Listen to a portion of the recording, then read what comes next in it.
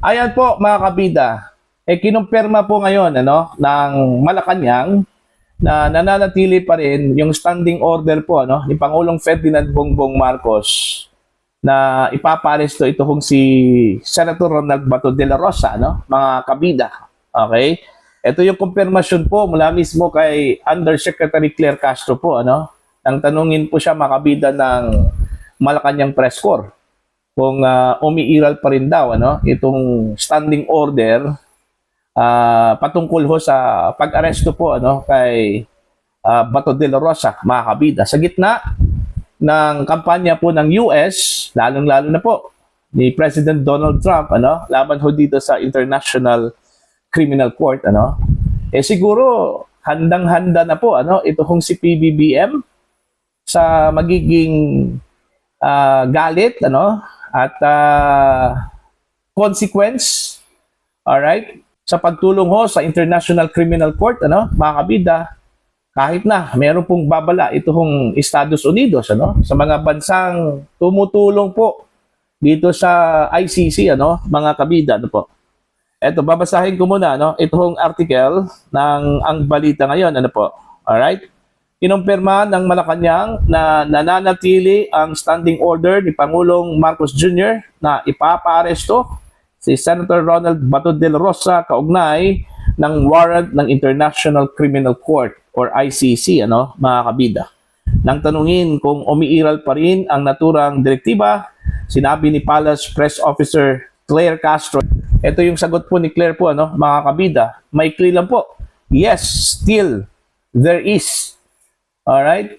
So, maikli lang po yon. So, ibig sabihin po mga kabida, andyan pa rin yung order na yan, na kung sakali man po, makita ito kung si Bato, dapat aristuhin po ito, mga kabida ng mga otoridad, batay po sa direktiba ni Pangulong Ferdinand Bongbong Marcos. Ang pahayag ay lumabas sa gitna ng kampanya ng administrasyon ni US President Donald Trump laban sa ICC. Nauna nang inanonsyo ng US ang mga hakbang upang pahinain ang tribunal at hinikayat ang mga kaalyadong bansa na muling pag-isipan ang kanilang suporta rito habang iginigiit na lumampas umano ang ICC sa jurisdiksyon nito sa mga bansang hindi kasapi. Kagaya na lang po ng Pilipinas, mga kabida. Po. Alright? So, ito, kumpirmasyon to, mga kabida, mula mismo kay USEC Claire Castro, na ayaw ho nilang magpapigil po sa US. Alright? Itutuloy pa rin nila yung pakikipag-ugnayan po, mga kabida, sa ICC. Okay? Despite sa babala, warning ng Estados Unidos sa mga bansang tutulong, mga kabida, sa ICC. Alright? Gagaya na sinabi ko po kanina, mga kabida, posibleng handa na po si Pangulong Marcos sa magiging repercussion, alright, consequence dito sa gagawing pagsuway. Ito, pagsuway po ito, mga kabida, sa gusto ko ng Estados Unidos, alright, na hindi na po makikipag-ugnayan ang mga bansa, mga kabida, lalong-lalo na po yung mga out of jurisdiction na po ng ICC na mga bansa, katulad na lang po ng Pilipinas, mga kabida po. Okay? Iba kasi yung rason po, mga kabida, ng gobyernong Marcos. Okay? Ang sabi po nila, meron daw tayong residual obligation. Okay? Dito ho sa International Criminal Court, mga kabida. Dahil nung mga panahong miyembro pa po tayo, yun din yung mga panahon po, mga kabida, na iniimbestigahan po ng ICC. So, meron daw tayong residual obligation, okay, to help ICC, dun ho sa kanilang kaso laban, mga kabida, sa mga sangkot, dito ho sa war on drugs ni dating Pangulong Rodrigo Roa Duterte, Kaya nga, kahit na hindi na po tayo miyembro, mga kabida, since 2019 pa po, okay, obligasyon daw natin to sa International Criminal Court. At ayon po kay Yusek Claire, okay, last week ata yun, ano, naintindihan daw ito ng Amerika, ano, mga kabida.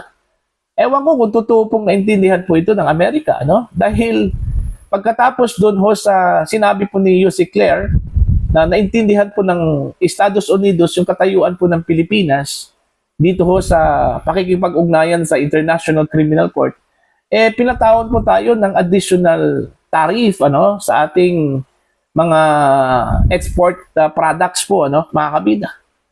Okay?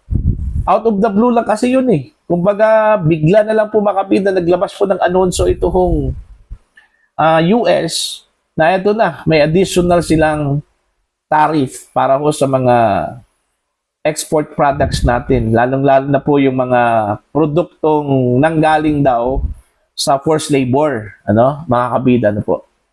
So, kayo, naniniwala ho ba kayo na coincidence lang po yung pagpataw po ng taripa, ano, mga kabida, the day after, okay, na sinabi po ito ng Malacanang, mga kabida, no, na naintindihan po ng gobyerno at tinatanggihan po nila itong Estados Unidos dito sa kahilingan po mga kabida na wag nang makikipag-ugnayan po sa International Criminal Court, ano. Alright? Remember, meron pong leverage ang US po sa atin, ano, mga kabida, di ba? So siguro kaya na po siguro ng Pilipinas na to cut ties, ano, with US kung sakali man po magalit man po ang US atin dahil patuloy pa rin yung ating pakikipagtulungan po, ano, sa International Criminal Court. Alright?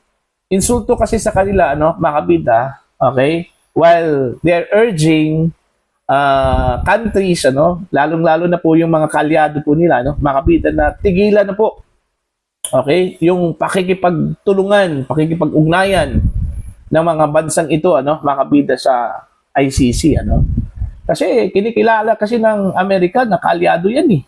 So supposedly, kapag kalyado po, nakikisimpatsya yun, ano, mga kabida, sa kagustuhan po ng Amerika. Pero tayo po, sa Pilipinas, tumanggi ho tayo eh. Okay? Sabi po ni Yusek Claire, tinanggihan daw ng Pilipinas yung hiling po ng US, ano? Dahil yun nga, yung rason, mga kabida, na meron daw tayong residual obligation dito ho sa ICC, mga kabida.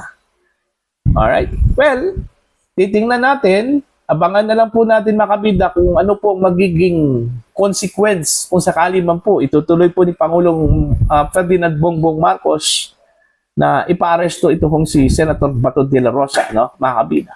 Kung maalala po ninyo, naging usap-usapan po sa social media, ano, lately lang po, ito hong pagka-aresto daw, mga kabida, kay Bato, pero it turned out na it was a fake news. Okay? Fake news pala yun, ano, mga kabida. Ang sabi nga ng ilan po sa mga kalyado po ni VP Sara po, ano, na posible daw ploy lang daw yun, ano, para lang daw matrace yung location po ni Bato. Siyempre naman, pag sinabi na na-aresto si Bato, magkukumahog talaga itong mga kalyado po, ano, ni Bato, lalong-lalo na po yung mga kamag-anak po niya, yung abogado po niya, no, nakontakin itong si Bato. Siyempre naman, baka naman po mayroon na pong monitoring. So posibleng yun yung dahilan kung bakit kumalat yun, ano, mga kabida. Alright? Ito kasi yung sinabi po ni Attorney Israeli Tutorion, ano, mga kabida, na yun daw yung posibleng scenario po, ano, mga kabida, para lang po kung sakali man po pumutok tong balitang ito, natural, pukontak talaga, no? Either yung mga kamag-anak or kanyang abogado, ano? Abogado po ni Senator Bato. Okay? At nakaabang na po, posible, mga kabida, yung pag-trace ho sa calls. Possible yan, ano? Mga kabida, kasi gobyerno Okay? Walang imposible po, ano? Mga kabida, ano po? Okay? So, that's it, ano? Mga kabida. Alright? So abangan na lang po natin kung ano po ang magiging hakbang po, ano, ng US kung sakali man po itutuloy po ng Marcos administration itong pag-aresto po kay Bato, ano, mga kabida, kasi sabi nga ni Claire, nananatili ito, ano, itong order, itong standing order ng Pangulo na ipapa-aresto pa rin itong si Bato de la Rosa sa gitna po mga kabida ng pakiusap po ng Estados Unidos na wag nang makikipagtulungan sa ICC po, ano, mga kabida. Alright? So far, meron pong 5 mga bansa na po, ano, ang kumalas after pinakiusapan po ng US, mga kabida, no? 5 mga bansa po ito. Halos po, nasa Africa itong mga bansang ito, ano, mga kabida, ano po. Pero kayang susunod po dito, ano? Alright? Mga kabida, ano po? Abangan ang susunod na kabanata po. Sa mga hindi po subscriber po sa aking channel, you can subscribe po mga kabida. Sa mga gusto mag-comment dito sa vlog na ito, you can comment down. Okay? Please subscribe. Just click the subscribe button, click the notification bell, click all para updated po kayo mga kabida sa aking mga uploads. Maraming salamat po sa inyo lahat.